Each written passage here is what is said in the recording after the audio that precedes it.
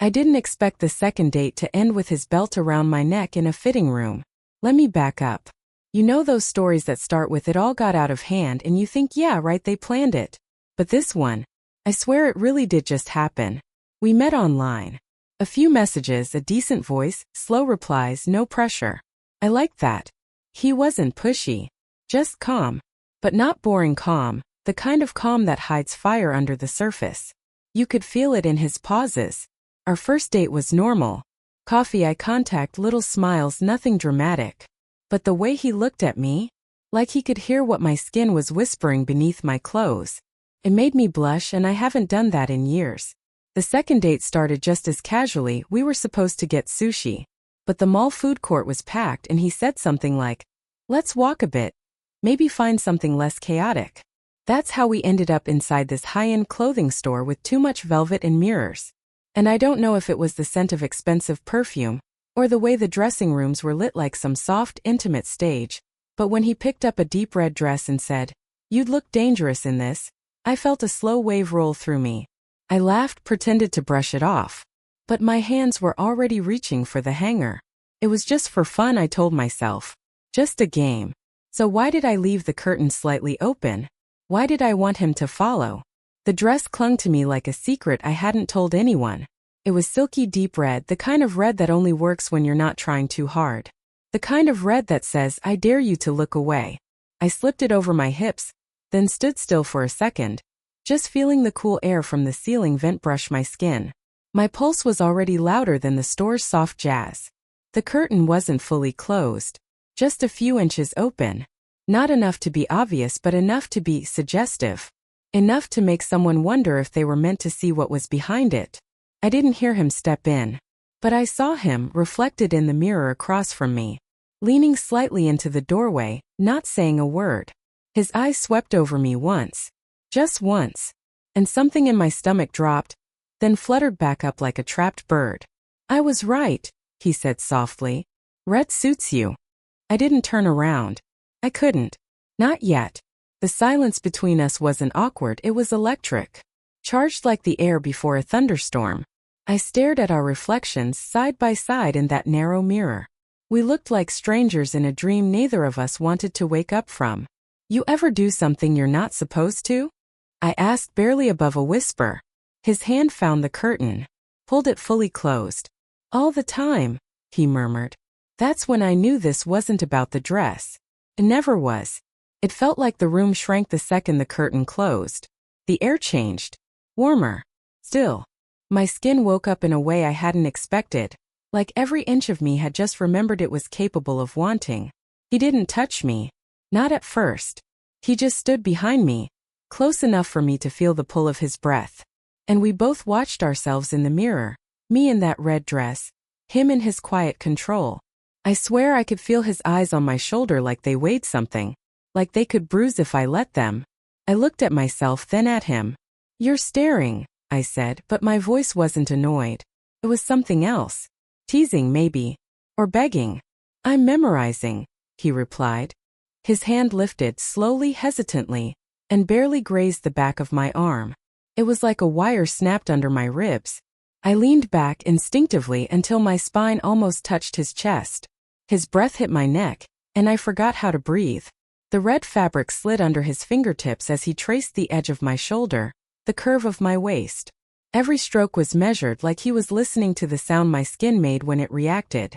And it was reacting. My knees felt loose. My lips parted just slightly without thinking. No one spoke. No one had to. The mirrors multiplied us. Infinite versions of this moment. And every one of them looked like they knew exactly where this was going. I did too. But still I didn't move. Not away. He leaned in closer, just enough for his lips to almost graze my ear. "You're shaking," he whispered. "I know," I breathed. "Don't stop." Something inside me cracked open. And then slowly he unbuckled his belt. I watched the movement in the mirror. The smooth way he slid it from the loops, the way his fingers didn't rush. I didn't know what I thought he'd do with it. I just knew I wasn't scared. Not with him. There was something reverent in his movements, not rough, not careless. Like this wasn't about power but about trust. Like he was holding something fragile and sacred. He stepped behind me again. I felt the cool leather slip around my collarbone gently, like a ribbon. Is this okay? He asked. I nodded slowly. Yes. He held both ends loosely, not pulling, just resting his hands there. His body was right against mine now, solid and quiet and full of heat. I could feel every inch of him, and the dress, God, the dress, only made it more intense. The way the silk clung to my thighs, the way his breath synced with mine. I could barely stand. Then he pulled, not hard. Just enough to remind me I wasn't in control anymore. And that's when it hit. Not just the pleasure, though it was that too. But something bigger. A rush that rolled through me like a wave swallowing the shore. My vision blurred, my knees buckled, and I think I made a sound, but I couldn't hear it over my heartbeat. I clutched the wall. The mirror. Him. And through it all, he held the belt like a lifeline. Like he knew just how far I could go, and how to bring me back. When I finally looked up, my lipstick was smudged and my hair was wild, and in every reflection around me, I saw a woman who had let go. And didn't regret it. We didn't speak for a long moment. His arms wrapped around me from behind, the belt still hanging gently between us like a forgotten secret. My head rested back against his shoulder, my chest rising and falling too fast, too full. He wasn't trying to take more. He was just holding me. Like I might fall apart if he let go too quickly. And maybe I would've. You okay? He asked, his voice lower now, careful. I smiled, eyes still closed. I've never been more okay. He pressed his lips to the curve of my shoulder, not urgently, not possessively. Just a kiss that felt like thank you. Like I see you. And maybe that's what broke me most of all. I turned around to face him, my hands on his chest, grounding myself. We stood like that, inches apart, surrounded by 1,000 mirrors. But this time I wasn't watching us. I was just feeling us. It's weird, I said. I don't usually do things like this. His smile was crooked, soft. Me neither. We both laughed, and the tension cracked, not in a bad way. In the way that makes you feel safe after letting someone see your wildest shadow. I looked at the belt still in his hand. Then at the dress. Then back at him. I think I should probably buy this, I said. He leaned in and kissed me, not hard. Not demanding. Just warm, full, steady. Too late, he whispered against my lips. It already belongs to you. We walked out of that store like nothing had happened. Like I wasn't still trembling in places no one could see.